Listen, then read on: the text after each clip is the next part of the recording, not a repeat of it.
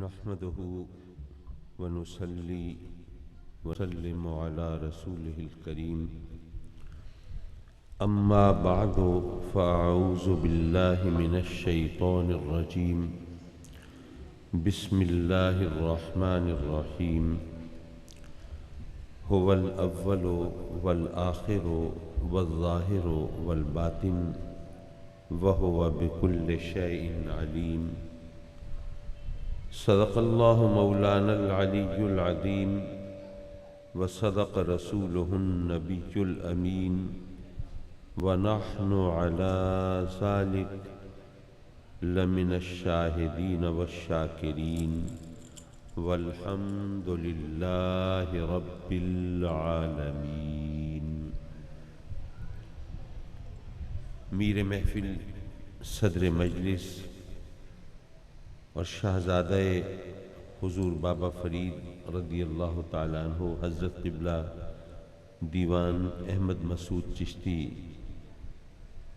دامت برکاتہم العالیہ، اور آج کی محفل کے میزبان میرے کرم فرما و مہربان صوفی باصفا حضرت صوفی صدیق نقشبندی دامت برکاتہم العالیہ، اور ذی وقار و ذی احتشام علماء کرام، مشائخ اہل سنت اور مکرم و معزز حاضرین محفل، یقیناً ہم سب کے لیے سعادتوں کی معراج ہے اور خوش بختی کی علامت ہے کہ ہمیں آقائے دو جہاں سرور کائنات نور مجسم صلی اللہ علیہ وآلہ وبارک وسلم کی ولادت باسعادت کا جشن منانے کی توفیق ہوئی، اور ماشاءاللہ اس بابرکت محفل میں جہاں یہ روشن چہرے موجود ہیں یہاں حاضری کی سعادت ملی۔ رب کائنات اس محفل کی برکت سے ہماری جھولیاں بھر دے اور اپنی نعمتوں اور رحمتوں سے سرفراز فرمائے۔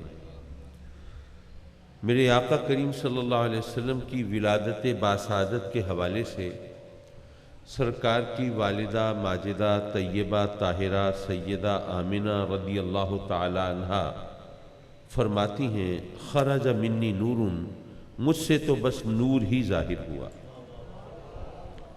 اور نور بھی کیسا، اضاءت لہو قصور الشام، وہ نور جس سے ملک شام کے محلات روشن ہو گئے، اور سیدہ آمنہ نے ان محلات کو آقا کریم کے نور میں ملاحظہ فرما لیا۔ ایک جگہ ایک محفل میں یہی حدیث میں نے بیان کی تو ایک صاحب تھے انٹلیکچول، ماشاءاللہ بڑے دانشور اور بڑے سمجھدار، بڑے عقل مند، اور ان کا بڑا چرچا اور شہرہ فہم و فراست کا۔ یہ ذرا آواز کم رکھیے بھائی، آواز گونجتی ہے نا تو اس سے لطف نہیں آتا کہنے سننے کا۔ جی، ایک تو اسٹریٹ ہو اور دوسرا یہ کہ ذرا آواز ہلکی ہو تو لوگ زیادہ تسلی سے سن بھی سکتے ہیں، سمجھ بھی سکتے ہیں۔ شکریہ۔ دراصل جو ہمارے نعت خوان حضرات ہوتے ہیں تو ان کی خوش گلوئی ہوتی ہے، خوش آوازی ہوتی ہے، ترنم ریزی ہوتی ہے، تغزل آفرینی ہوتی ہے، تو اس نغمگی کو انہینس کرنے کے لیے، اس میں اضافہ کرنے کے لیے یہ آواز یہ اپنا رنگ دکھاتی ہے۔ مجھ جیسے بے سرے شخص کو تو بس اتنا چاہیے کہ آواز پہنچ جائے، دیٹس آل۔ حضرات مکرم، وہ جو بڑے سمجھدار تھے، فہم و فراست کے مالک تھے، مجھ سے کہنے لگے کہ اعظمی صاحب، میں تو آپ کو بڑا سینسیبل آدمی سمجھتا تھا، سمجھدار معقول آدمی تصور کرتا تھا، مجھے خیال نہیں تھا کہ آپ بھی عام مولویوں کی طرح اوٹ پٹانگ باتیں کریں گے۔ اچھا، مجھے بڑی حیرت ہوئی، میں نے کہا حضرت کیا اوٹ پٹانگ بات کر دی؟ کہنے لگے یہ جو ابھی آپ نے حدیث کے نام پر جو کچھ سنایا، اب ظاہر ہے کہ تیش تو مجھے آیا، لیکن ذرا کنٹرول کی اور پوچھا کہ حضرت اس میں اوٹ پٹانگ بات کیا ہے؟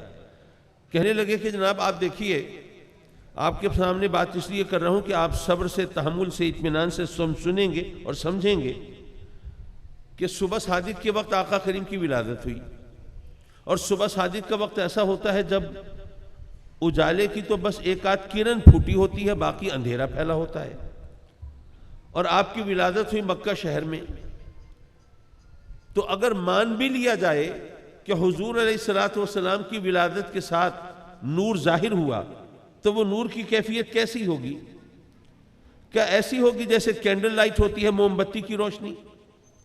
یا چلیے اس سے آگے بڑھیے، جیسے سرچ لائٹ ہوتی ہے، ذرا اور آگے بڑھیے، بہت آگے بڑھیے، کیا ایسا نور ظاہر ہوا ہوگا جیسے رات کو گھنگور گھٹا ہو اور اس میں بجلی کا کڑاکا ہو اور تھوڑی دیر کے لیے سارا ماحول چکا چوندھ ہو جائے، روشن ہو جائے؟ کیا ایسا نور ظاہر ہوا ہوگا؟ اور اگر ہم اپنے تخیل کی انتہا پہ پہنچے جس سے آگے ہم سوچ نہ سکیں، زیادہ سے زیادہ اتنا سوچ سکتے ہیں کہ جیسے دوپہر کا وقت ہو اور سورج آب و تاب کے ساتھ چمک رہا ہو اور تمام ہر چیز وہ دھوپ میں نہائی ہوئی ہو، ایسا نور ظاہر ہوا ہوگا۔ اب اس سے آگے تو ہمارے تخیل کے پر جلتے ہیں۔ کہنے لگے اب آپ بتائیے مجھے کہ دوپہر کا وقت ہو، آپ یہاں بیٹھے ہیں، تو کیا آپ کی نگاہیں یہ در و دیوار سے پار دیکھ سکتی ہیں؟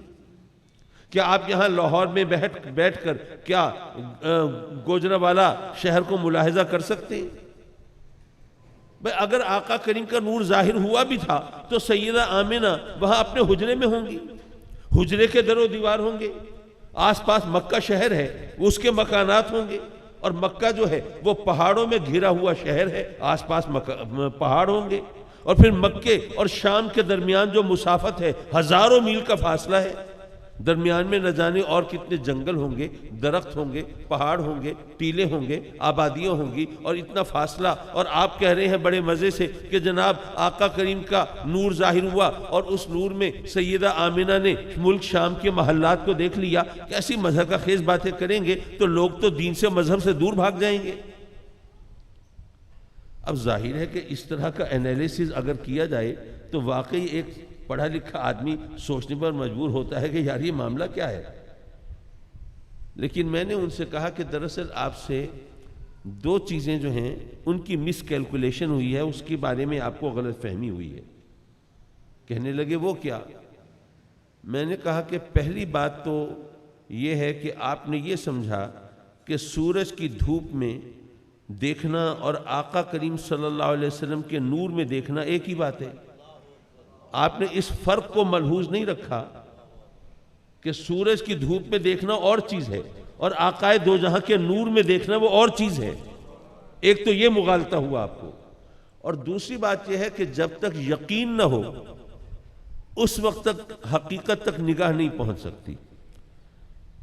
یہ یقین ہے جو کہ آدمی کے لیے راہیں کشادہ کرتا ہے، یہ یقین ہے جو آتش نمرود میں کودنے پر تیار کرتا ہے، یہ یقین ہے جس کے سہارے انسان صراط مستقیم پر بڑھتا چلا جاتا ہے اور کوئی چیز اس کے لیے رخنہ اندازی نہیں کرتی۔ اگر آپ کو اس حدیث پر یقین ہو تو آپ پر کچھ اور دروازے کھلیں گے۔ آپ کو پتہ چلے گا، اگر حدیث پر یقین ہے تو پھر آپ کو پتہ چلے گا کہ اگر کوئی دیکھنے والا اگر آقا کریم کے نور میں دیکھے تو یہ در و دیوار، یہ پتھر، یہ پہاڑ، یہ جنگل، یہ درخت، یہ اس کی آنکھوں کے سامنے رکاوٹ نہیں بنتے، یہ مادی حجاب ہٹ جاتے ہیں، یہ رکاوٹیں دور ہو جاتی ہیں اور مسافتیں بے معنی ہو جاتی ہیں اور دوریاں سمٹ جاتی ہیں اور اس کی نگاہ کے سامنے کوئی چیز حائل نہیں رہتی۔ ارے آقا کریم کے نور میں دیکھنے والے کی نظر کا عالم یہ ہے تو میرے آقا کریم کی اپنی نگاہ کا عالم کیا ہوگا؟ اور بات اتنی نہیں ہے، میں نے ان سے کہا کہ ابھی تو آپ نے اور اعتراض نہیں کیا۔ بھئی آپ دیکھیے، اگر میں آپ کے سامنے، آپ نے یقیناً، میں باہر کے ممالک کی بات نہ کروں، وہ خامخواہ لمبی بات ہو جائے گی۔ پاکستان کے مختلف شہروں میں آپ گئے ہوں گے، آپ نے پنڈی بھی دیکھا ہوگا، فیصل آباد بھی دیکھا ہوگا، آپ نے کراچی بھی دیکھا ہوگا، ملتان بھی دیکھا ہوگا۔ اگر میں آپ کو مختلف شہروں کی کچھ تصویریں، کچھ فوٹوگرافز دکھاؤں، لیکن وہ تصویریں ایسی ہوں کہ جن میں ان شہروں کی مشہور نشانیاں نہ ہوں، جیسے فیصل آباد کا گھنٹہ گھر نظر نہ آ رہا ہو، یا اسی طرح اسلام آباد کی وہ فیصل موسک دکھائی نہ دے رہی ہو، اور کراچی میں بھی وہ قائد اعظم کا مقبرہ اس میں ظاہر نہ ہو، صرف عام بازاروں وغیرہ کی جگہ ہو، تو کیا آپ دیکھ کر پہچان لیں گے کہ یہ کون سے شہر کی تصویر ہے؟ حالانکہ وہ شہر آپ نے کئی بار وزٹ کیے ہیں لیکن نہیں پہچان سکیں گے۔ لیکن آپ یہ دیکھیے تاریخ کی کتابیں اٹھائیے اور حدیثوں کے اوراق پلٹیے، سیدہ آمنہ رضی اللہ تعالی عنہا نے آقا کریم کی ولادت سے پہلے کبھی ملک شام کا سفر نہیں کیا تھا۔ اب ملک شام کا سفر نہیں کیا، اگر آقا کریم کے نور میں وہ شام کے محلات روشن ہو بھی گئے تو پھر پہچانا کیسے کہ یہ ملک شام کے محلات ہیں؟ وہ عراق کے محل بھی ہو سکتے تھے، مصر کے اور چین کے محل بھی ہو سکتے تھے، کسی اور ملک کے محل ہو سکتے تھے۔ کیا وہاں بورڈ لگا ہوا تھا قصور الشام کا؟ لیکن جب انہوں نے دیکھا اور پہچانا کہ ملک شام کے محلات کو میں نے دیکھا ہے، تو پتہ یہ چلا کہ اگر کوئی آقا کریم کے نور کو دیکھے تو صرف اس کی بصیرت میں اضافہ نہیں ہو، بصارت میں اضافہ نہیں ہوتا، بصیرت بھی بڑھ جاتی ہے اور حقیقتیں، ہر چیز کی حقیقت اس کے سامنے کھل کے سامنے آ جاتی ہے۔ حضرات مکرم، آقا کریم حضور علیہ السلام کی نگاہ کے حوالے سے کم از کم ہم مومنوں کو، اہل سنت کو تو کوئی شک شبہ نہیں ہے۔ میرے آقا کریم حضور علیہ السلام کو رب کائنات نے جو شان عطا فرمائی، اچھا میں ایک اور حدیث میں چاہ رہا تھا کہ اگر حدیث کی طرف گیا تو اس پر کلام ذرا طویل ہو جائے گا، پھر آیہ مبارکہ وہ ان اٹینڈڈ رہ جائے گی۔ تو میرا خیال ہے کہ میں آیہ مبارکہ پر کلام کرتا ہوں اور پھر کوئی ایک آدھ نصیحت، اور میرا خیال ہے اتنی دیر میں وقت تمام ہو جائے گا، اور ویسے بھی اب سردیوں کے دن چھوٹے ہیں، سورج جلدی سے منہ چھپا لیتا ہے۔ هو الاول والآخر والظاہر والباطن، اول بھی وہ، آخر بھی وہ، ظاہر بھی وہ، باطن بھی وہ۔ اچھا اس میں کوئی اختلاف نہیں، کوئی بحث مباحثہ نہیں، کوئی اعتراض نہیں، ہر ایک مانتا ہے کہ یہ اللہ کی صفات کا ذکر ہے۔ اللہ اول بھی ہے، اللہ آخر بھی ہے، اللہ ظاہر بھی ہے، اور اللہ باطن بھی ہے۔ اس میں کوئی شک نہیں، اس پر کوئی کلام نہیں کیا گیا۔ لیکن علماء حق نے یہ وضاحت بھی فرمائی کہ یاد رکھو جہاں یہ اللہ کی صفات کا ذکر ہے وہاں یہ آقا کریم صلی اللہ علیہ وسلم کی نعت بھی ہے۔ اگر اللہ اول و آخر ہے تو میرے آقا کریم بھی اول و آخر ہے۔ اگر اللہ ظاہر و باطن ہے تو سرکار دو عالم بھی ظاہر و باطن ہے۔ تو وہ لوگ جو اگر مگر کرنے والے، چوں چرا کرنے والے، اعتراضات کی بھرمار کرنے والے، انہوں نے کہا کہ جناب دیکھیے سری شرک ہو رہا ہے۔ قرآن کہتا ہے کہ اللہ اول و آخر، اور آپ کا مولوی کہتا ہے کہ نبی کریم بھی اول و آخر۔ یہ شرک نہیں ہے تو اور کیا ہے؟ قرآن کہتا ہے کہ اللہ ظاہر و باطن، اور آپ کا مولوی کہتا ہے کہ نبی کریم ظاہر و باطن، تو یہ شرک نہیں تو اور کیا ہے؟ اب ایک عام آدمی گڑبڑا جاتا ہے، گھبرا جاتا ہے، کیونکہ شرک اور توحید کا معاملہ بڑا نازک مسئلہ ہے۔ کیونکہ رب کائنات نے ہمیں بتا دیا ہے کہ میرے اگر باقی حقوق تم نے ادا نہیں کیے، اگر نمازیں نہیں پڑھی، روزے نہیں رکھے، حلال حرام میں اگر گڑبڑ کی، کوئی اور خطائیں کی، تو ہو سکتا ہے میں معاف کر دوں، میرا جی چاہے گا تو معاف کر دوں گا، لیکن یہ پہلے بتا رہا ہوں کہ شرک معاف نہیں کروں گا۔ اس لیے شرک کا معاملہ ہو تو ہر مسلمان کو محتاط تو ہونا پڑے گا۔ تو اب اگر یہ شکم بالائے شکم داڑیاں رکھنے والے اگر کہیں کہ نہیں جناب یہ جو کہا گیا ہے کہ اللہ اول و آخر اور نبی کریم بھی اول و آخر، تو یہ تو شرک ہے، تو آدمی ٹھٹک تو جائے گا، پریشان تو ہوگا، کہے گا کہ یہ کیا ہو رہا ہے۔ میں عرض کروں گا کہ یہ کوئی ایسا مشکل سوال نہیں ہے، اور اس کا جواب مجھے دینے کی ضرورت نہیں، رب کائنات نے خود قرآن مجید میں اس کا جواب عطا فرمایا ہے۔ وہ کیسے؟ آپ اسماء حسنہ، رب کائنات کے جو پاک نام ہیں وہ اٹھائیے۔ رحیم اللہ کا نام ہے کہ نہیں ہے؟ بسم اللہ الرحمن الرحیم، اس کے لیے تو میرا خیال ہے کسی مسلمان کو وہ اسماء حسنہ کی فہرست دکھانے کی بھی ضرورت نہیں، یہ تو بسم اللہ میں موجود ہے۔ رؤوف بھی، رحیم بھی اللہ کے پاک نام ہے، اسماء حسنہ میں لکھے ہوئے۔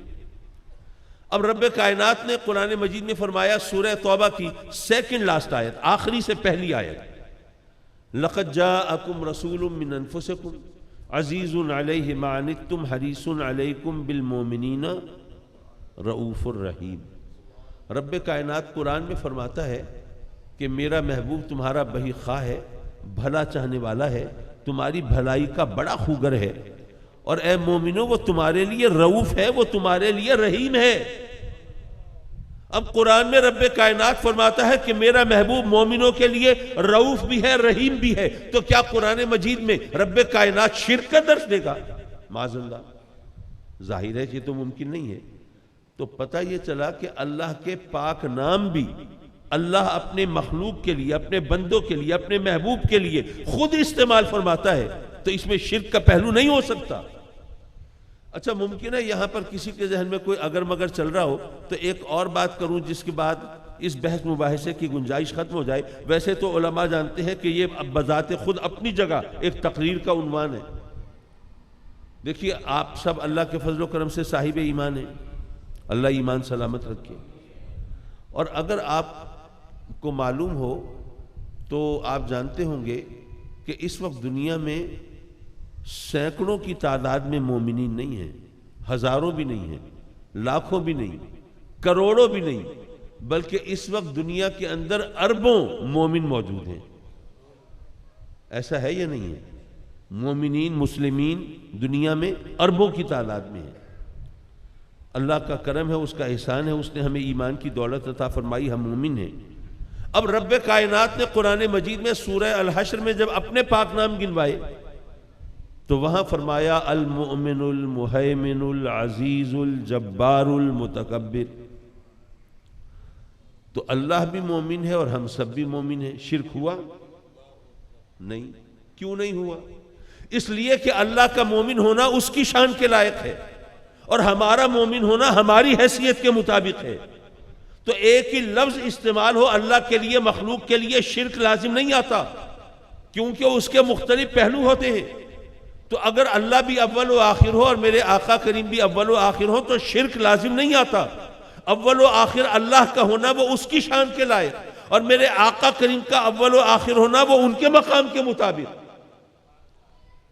اچھا ایک صاحب نے ذرا ٹیکنیکل اعتراض کیا، کہنے لگے کہ قاضی صاحب یہ ٹھیک ہے آپ نے دلیل سے بات کی، قرآن سے مثالیں دی کہ اللہ بھی مومن ہے اور ہم بھی مومن ہیں اور اللہ رؤوف و رحیم ہے اور آقا کریم بھی رؤوف و رحیم ہے، اس لیے اس پر تو کلام نہیں ہے، لیکن ہمارا اعتراض ذرا مختلف ہے.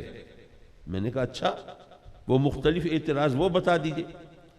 کہنے لگے کہ دیکھیں جی بات یہ ہے کہ اگر اللہ اول بھی ہے آخر بھی ہے ظاہر بھی ہے باطن بھی ہے تو وہ تو اللہ ہے نا، ہمارا خالق ہے، مالک ہے، پروردگار ہے، معبود ہے، مسجود ہے.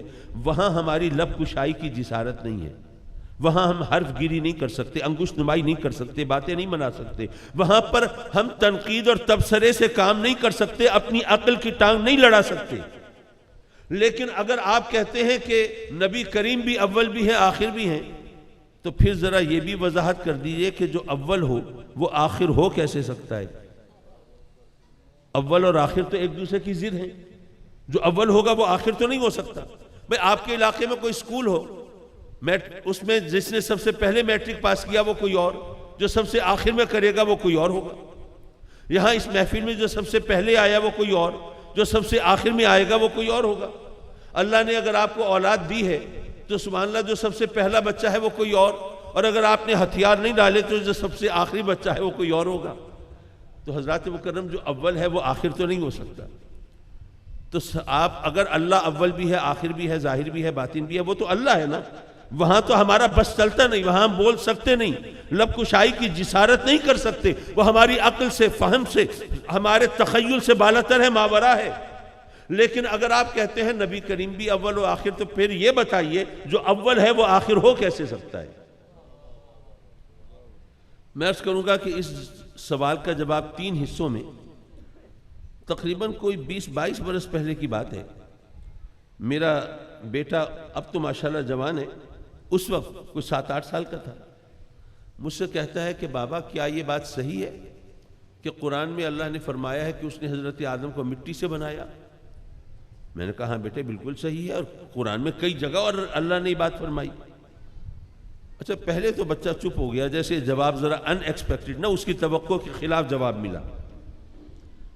خیر تھوڑی دیر ٹھہر کے پھر پوچھتا ہے کہ بابا اگر یہ بات درست ہے تو کیا کبھی کسی کافر کو، کسی ہمارے مخالف کو یہ اعتراض نہیں سوجھا کہ وہ ہم پر اعتراض کرتا کہ دیکھو جی مسلمانوں کی الہامی کتاب میں قرآن میں یہ لکھا ہے کہ حضرت آدم کو اللہ نے مٹی سے بنایا، ایک گوشت پوست کا انسان وہ بھلا مٹی سے کیسے بن سکتا ہے؟ تو کیا کسی نے اعتراض نہیں کیا؟ میں نے اس کو جواب دیا اچھا میرے والد گرامی رحمۃ اللہ علیہ کی عادت بھی یہ تھی کہ جب ان سے کوئی سوال کرتا تھا تو وہ خوش ہوتے تھے، کیونکہ سوال کرنا وہ ایک تشنگی کی علامت ہے نا، آپ کو سیکھنا چاہتے ہیں، جاننا چاہتے ہیں۔ یہ اور بات ہے کہ آج کل لوگ سوال جاننے کے لیے نہیں کرتے، دوسروں کو لاجواب کرنے کے لیے کرتے ہیں، لوگوں کا ٹرینڈ یہ ہو گیا ہے۔ خیر، تو مجھے بھی اچھا لگا، میں نے کہا کہ بیٹے بات یہ ہے کہ اللہ تعالیٰ نے حضرت آدم علیہ السلام کو کس طرح بنایا، یہ بات تو اپنی جگہ پر، آئیے پہلے یہ دیکھتے ہیں کہ آج ہم کس چیز سے بنتے ہیں۔ ایک بچہ پیدا ہوا، کتنا چھوٹا سا منا سا بچہ ہوتا ہے، اٹھاتے ہوئے بھی ڈر لگتا ہے کہیں گری نہ پڑے۔ میں نے کہا کہ پھر وہ بچہ پلتا ہے، بڑھتا ہے، زندگی کی منزلیں طے کرتا ہے، اور شب و روز ماہ و سال کی مراحل سے گزرتا ہے، اور ماشاءاللہ عالم شباب میں داخل ہوتا ہے، اور وہ 6 فٹا جوان آنکھوں کے سامنے کھڑا ہوتا ہے۔ اس کو دیکھ کر یقین نہیں آتا کہ وہی اتنا سا بچہ ہے جس کو اٹھاتے ہوئے بھی ڈر لگتا تھا۔ میں نے بیٹے سے سوال کیا کہ بیٹے وہ اب اتنا سا جو بچہ تھا وہ اتنا بڑا ہو گیا، اس کا قد بڑھ گیا، جسم بڑھ گیا، وزن بڑھ گیا، حجم بڑھ گیا، تو اس کے جسم میں کیا چیز شامل ہوتی رہی جو اتنا بڑا ہو گیا؟ وہ کہنے لگا بابا اٹ از ویری سمپل، یہ تو بڑی سیدھی سی بات ہے، ہم خوراک کھاتے ہیں نا، غذا ہم استعمال کرتے ہیں، تو وہ خوراک، وہ غذا، وہ ڈائجسٹ ہوتی ہے، ہضم ہوتی ہے، اور پھر وہ ایسیمیلیٹ ہوتی ہے، جزو بدن بنتی ہے، ہمارا جسم اسی خوراک سے بنتا ہے نا، تو وہ ہم کھاتے ہیں، اس سے ہمارا جسم ڈیویلپ ہوتا ہے، بنتا ہے۔ میں نے کہا اچھا ماشاءاللہ آپ تو بڑے سمجھدار ہو، آپ کو پتہ ہے کہ ہمارا جسم اس خوراک سے بنتا ہے جو ہم کھاتے ہیں، اب ذرا یہ بھی بتا دو خوراک کہاں سے آتی ہے؟ اب آپ مجھے یہ مت کہیے گا کہ یہ ہم ڈپارٹمنٹل سٹور سے خرید کے لاتے ہیں۔ وہ کافی عرصہ پہلے کی بات ہے، کراچی کے کچھ بچے آئے ملتان، مجھ سے کہنے لگے انکل ہم ذرا کماد کے کھیت دیکھنا چاہتے ہیں۔ میں نے کہا بیٹے مجھے بالکل نہیں پتا کہ آج کل کماد کا سیزن ہے کہ نہیں ہے، لیکن چلتے ہیں دیہات میں، جس چیز کے بھی کھیت ہوں گے وہ دیکھ لینا۔ کہ لے نہیں ہمیں انکل وہ کماد کے کھیت دیکھنے۔ میں نے کہا بھائی اس میں کیا خصوصیت ہے؟ کہنے لگے دراصل ہمیں یہ دیکھنا ہے کہ یہاں پر جو کاشتکار ہوتے ہیں وہ گنوں کو میٹھا کرنے کے لیے کتنی چینی ڈالتے ہیں کھیتوں میں۔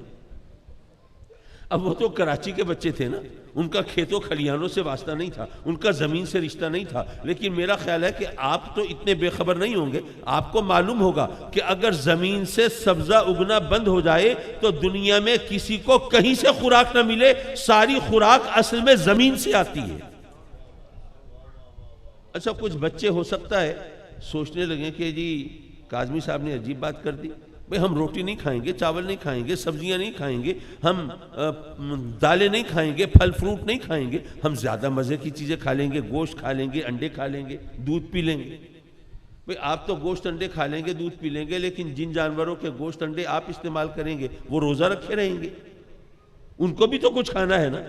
اگر خوراک زمین سے اگنا بند ہو جائے تو دنیا کے اندر کسی کو کہیں سے خوراک نہ ملے۔ یہی وجہ ہے کہ آپ اپنے جسم کا کوئی حصہ، کوئی گوشت ہو یا ہڈی ہو، کھال ہو یا بال ہو یا کوئی ناخن کا ٹکڑا ہو، وہ کسی لیبارٹری میں لے جائیں اور ذرا ٹیسٹ کرائیں کہ بتائیں اس کے کمپوننٹس کیا ہیں، انگریڈینٹس کیا ہیں، اجزائے ترکیبی کیا ہیں، کن چیزوں سے ہمارا جسم بنا ہے، تو لیبارٹری کی جو رپورٹ آئے گی تو اس میں پتہ چلے گا کہ جتنے بھی اجزائے ترکیبی ہیں جن سے ہمارا جسم بنا ہے وہ سب اسی مٹی کے اندر موجود ہیں، اسی مٹی سے خوراک اگتی ہے، وہ ہم کھاتے ہیں، اس سے ہمارا بدن اور جسم بنتا ہے۔ اور پھر جب ہم یہاں پر اپنی زندگی گزار کے دنیا سے رخصت ہوتے ہیں تو یار لوگ لے جا کے ہماری میت وہ قبر میں دفنا دیتے ہیں، وہاں ہماری باڈی ڈیکمپوز ہو جاتی ہے، منتشر ہو جاتی ہے، مٹی میں مل کر مٹی ہو جاتی ہے۔ آئے بھی مٹی سے تھے، گئے بھی مٹی میں ہیں، اول بھی مٹی ہے، آخر بھی مٹی ہے، اور درمیان میں جو کچھ ہے وہ اول و آخر کا صدقہ ہے۔ اچھا اس کو ذرا کامن سینس کے حوالے سے بھی دیکھ لیں۔ آپ کو معلوم ہونا چاہیے غالباً کہ میرا تعلق ملتان سے ہے، اور شاید یہ بھی آپ کو پتا ہو کہ دنیا بھر میں ملتان آموں کے لیے مشہور ہے۔ میں حضرت ایک دفعہ ناروے کے دارالخلافہ اوسلو میں پھر رہا تھا دوستوں کے ساتھ، تو ایک دکان کے باہر ایک چارٹ ڈسپلے کیا ہوا تھا، ہاتھ سے لکھا ہوا، اس پہ MULTAN یہ ذرا جلی حروف میں یہ لفظ لکھا تھا۔ میں نے اپنے ساتھیوں سے پوچھا کہ بھائی مجھے نارویجین لینگویج نہیں آتی، یہاں کی زبان نہیں آتی، اب مجھے نہیں پتا کہ جو نمایاں کر کے جو لفظ لکھا ہے یہ میرے شہر کا نام ہے یا یہاں کی زبان کا کوئی لفظ ہے۔ تو انہوں نے بتایا کہ نہیں، یہ آپ کے شہر کا نام ہے، اور جو کچھ لکھا ہے نارویجین میں اس کا مطلب یہ ہے کہ یہاں سے ملتان کے تازہ اور لذیذ آم جو ہیں وہ دستیاب ہیں، مل سکتے ہیں۔ تو ملتان کے آم تو دنیا بھر میں مشہور ہیں، لیکن میرا خیال ہے آپ کو بھی پتہ ہوگا کہ آم کس طرح اگتے ہیں۔ آم کی گٹھلی زمین میں بوتے ہیں، اس گٹھلی سے نرم و نازک سپلنگ کونپل پھوٹتی ہے، وہ جو کونپل ہے وہ آہستہ آہستہ پودا بنتی ہے، وہ پودا رفتہ رفتہ درخت کی شکل اختیار کرتا ہے، وہ درخت برگ و بار کے مراحل سے گزرتا ہے، وہ بور لگتا ہے، اور وہ بور جو ہے وہ پھل میں بدلتا ہے، اور وہ پھل پکتا ہے، پھر آپ وہ پھل توڑ لیتے ہیں، چھلکا پھینک دیتے ہیں، گودا کھا لیتے ہیں، ہاتھ میں کیا بچا؟ گٹھلی۔ سب سے پہلے زمین میں کیا بوئی تھی؟ سب سے آخر میں ہاتھ میں کیا بچی؟ یارو جو اول ہوتا ہے وہی آخر ہوتا ہے، اور درمیان میں جو کچھ ہے وہ اول و آخر کا صدقہ ہوتا ہے۔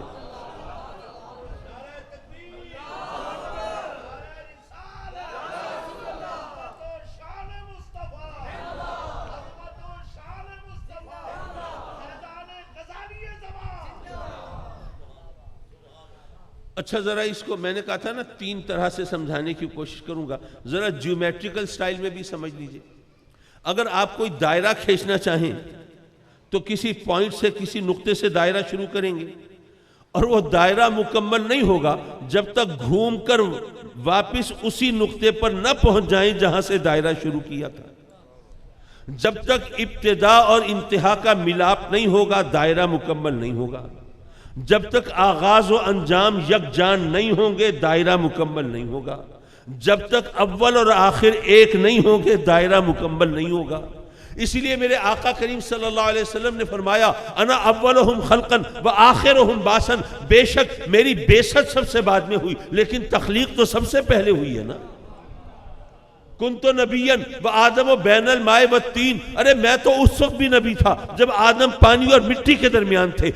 کنت نبیا و آدم و بین الروح والجسد، میں تو اس وقت بھی نبی تھا جب آدم جسم و روح کے درمیان تھے۔ یارو رب کائنات نے چونکہ نبوت کا دائرہ میرے نبی کی ذات سے مکمل کرنا تھا، اس لیے اول بھی ان کو بنایا ہے، آخر بھی ان کو بنایا ہے۔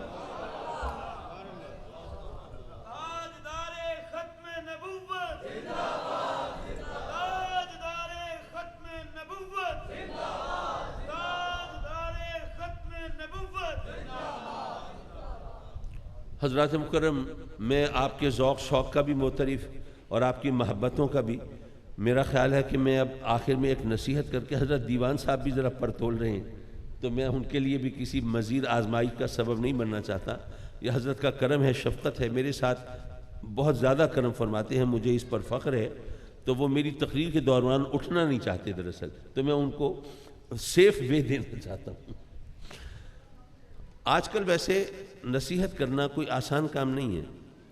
کسی کو نصیحت کرے تو وہ گلے پڑ جاتا ہے۔ مثلا کسی سے کہنا بھائی خدا کا خوف کرو، برائی کے راستے سے بچو، اچھائی کا بھلائی کا راستہ اختیار کرو، تو الٹا جواب میں تقریر سننے کو ملتی ہے۔ جناب آپ کو بڑا شوق ہے نصیحتیں کرنے کا، ساری دنیا تو برائی کر رہی ہے، ہر طرف گناہ ہے، ہر طرف حرام خوری ہے، ہر طرف برائی کا جال پھیلا ہوا ہے، اور میرے پیچھے آپ کھڑے ہیں ڈنڈا لے کے، تو کر بھلائی۔ میں نے چلو بھلائی کر لی، برائی چھوڑ دی، تو کیا دنیا بدل جائے گی؟ ماحول تبدیل ہو جائے گا؟ برائی کا خاتمہ ہو جائے گا؟ اچھائی کا بول بالا ہو جائے گا؟ آپ کو بڑا شوق ہے خواہ نمبر بنانے کا، نصیحتیں کرنے کا۔ اب نصیحت کرنے والا بھی اپنا سا منہ لے کے رہ جاتا ہے، اب کیا جواب دوں؟ اس مشکل کا حل ملا تو ایک حکایت سے۔ کہتے ہیں کہ جب نمرود نے الاؤ دہکایا، آگ بھڑکائی، سیدنا ابراہیم علیہ السلام کو معاذ اللہ آگ میں جھونکنا چاہتا تھا، اور وہ کتنی بڑی آگ تھی، کتابوں میں ساری تفصیل لکھی ہے۔ ظاہر ہے اس وقت وہ تیل اور گیس وغیرہ کا دور تو تھا نہیں، آگ کو زیادہ سے زیادہ بڑھانے کے لیے لکڑیاں وغیرہ یہی ایندھن استعمال ہوتا تھا۔ تو ایک چکر یہ چلایا گیا کہ نمرود کی طرف سے یہ شوشہ چھوڑا گیا کہ خدا بندے نمرود سے اگر تم چاہتے ہو کہ تمہاری مراد پوری ہو تو تم منت مانو کہ اس آگ میں کتنے من لکڑیاں ڈالو گے؟ اب جب ساری رعایا منتیں مان مان کے وہاں لکڑیاں ڈال رہی ہو تو ذرا سوچئے وہ کتنی بڑی آگ ہوگی۔ کتابوں میں لکھا ہے شعلوں کی بلندی کا عالم یہ تھا کہ پرندے اس آگ کے اوپر سے پرواز نہیں کر سکتے تھے، اتنی بڑی آگ، اتنا بڑا الاؤ۔ اب حکایت یہ ہے کہ ایک بلبل چونچ میں پانی لے کے چل پڑی۔ کسی نے پوچھ لیا بی بلبل کہاں جا رہی ہو؟ اس نے کہا میں وہ نمرود کی آگ بجھانے جا رہی ہوں۔ ظاہر مذاق اڑا، باتیں بنی، یہ بے وقوف، یہ پاگل، بالکل ہی عقل سے خالی۔ وہ آگ جہاں پر پانی کے حوض پلٹ دیے جائیں ان کا پتہ نہ چلے، اور یہ چند قطرے لے کے جا رہی ہے، میں وہ آگ بجھانے جا رہی ہوں، بالکل ہی عقل سے پیدل ہے۔ جب لوگوں نے بہت آوازیں کسیں، مذاق اڑایا، باتیں بنائیں، تو اس نے جو جواب دیا وہ ہم سب کے لیے مشعل راہ ہے۔ بلبل کہتی ہے کہ میں بے وقوف نہیں ہوں، میں پاگل نہیں ہوں، مجھے پتہ ہے کہ یہ پانی کے چند قطرے اس آگ کا کچھ نہیں بگاڑ سکتے، مجھے خبر ہے کہ یہ تو وہاں پہنچ بھی نہیں پائیں گے، پہلے ہی بھاپ بن کے اڑ جائیں گے۔ یہ پانی کے چند قطرے وہ آگ تو نہیں بجھا سکتے، لیکن بات یہ ہے کہ بعد میں فہرست بنے گی وہ کون تھے جو آگ لگانے والے تھے اور وہ کون تھے جو آگ بجھانے والے تھے۔ وہ بلبل کہتی ہے کہ پانی کے چند قطرے وہ آگ تو نہیں بجھا سکتے، لیکن مجھے اس فہرست میں جگہ تو دلا سکتے ہیں نا جو آگ بجھانے والوں کی ہے۔